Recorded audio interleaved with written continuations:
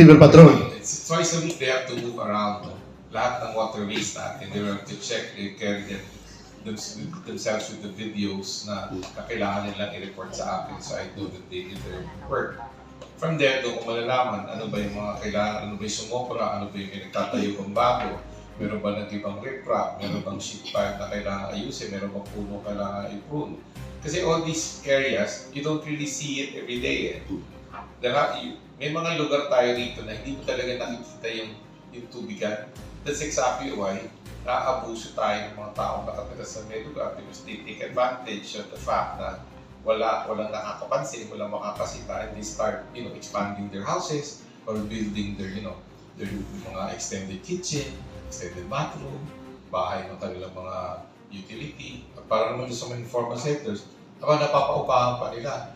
Pag na-extend nila yun, meron pa rin bagong kwarto, nagiging lessors pa sila. That's what I'm trying to control. Kasi sabi ko nga, habang ginagawa natin ang paraan ng paglilipat sa kanila, huwag naman nilang abusuhin, nagagawa pa sila ng hanap buhay doon sa isang lugar na hindi nakakanila, pinababayaan nila ng gobyerno na gamitin nilang pansamantala. You don't take advantage of the generosity ng gobyerno mismo that's trying to help. How about po yung mga napatunayan, katulad ng nahuli nyo na actually nag-construct talaga. Meron ba silang kakaharapin ng kaso o sa ilalim ba ng ordinansa ang pinapairal natin merong penal provision? We had to demolish the properties and they did it on their own. No? Doon naman sa mga it's a discretion ng local government if you still want to pursue cases against them. No? Ang ginagawa kong paraan ngayon, huwag na silang bigyan ng pagkakataong gawin video. And that's exactly yung klase ng project na ginagawa ko. Yung project na pipigil sa expansion ng mga bahay na ito dahil meron na tayo nilagay na boundary sa dulo. Medyo magastos siya, pero I think it's all worth it. Especially yung fact na pwede na nilang gamitin pahingahan ito, joggingan, sa umaga, pahingitan ng mga bata.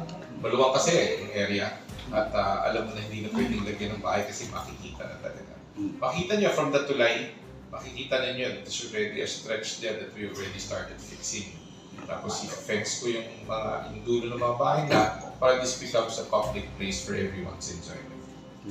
Last na lang may part. Yung coordination po natin, kumusta na po ang coordination with the Laguna Lake Development Authority doon sa proposal niya na magkaroon ng massive dredging sa bukana ng ilog? I'm in touch naman with them. So parang hindi naman siya naging problema. Ang suggestion ko nga sa kanila is to procure some excavators just so they can also help us sa pagdedredge ng ating West Bank area ng ating mga floodway. Kasi without their help, mahihirapan akong ubusin yun. Maybe the most that I can do is just cover yung territory ng Cainta. If you're looking at the floodway area, it is so massive, no? Na malabong isang LGU lang makagawa nun. And LLDA can actually come in and help us out on it para mas malawak ang volume ng tubig na pwedeng i-absorb, no, sa lugar at mas maging safe tayo pag dumating ang mga ulan. Nakita niyo naman itong taon na to, no? Ilang beses na parang nagkaroon tayo ng mga problema sa baha all over Metro Manila na it's no longer covering just parts of Rizal. Attributed yan mismo dun sa estado ng floodway natin kasi dyan dumadaan ng mga tubig. No? Instead of, they diverted Metro Manila waters instead of moving into Manila Bay, they diverted to Manggahan. Pag hindi na talaga kaya, mababa ang absorption rate. Siyempre, nagsastock siya sa mga cities ng Metro Manila, which affects them also. So, I guess it's a good year for us to start that. On our part, may ambag kami. No matter how little it is, Cainta is very sensitive. No? That this is just not for Cainta alone. This is for lahat ng gumagamit ng floodway. Magamit natin ng maayos. And we will not be standing in the way of making it worse para sa mga tao. That's exactly why I had to put up the project para makontrol na yung pagdami kasi habang madami ang bahay doon, lumiliit ang ilog natin. Ito.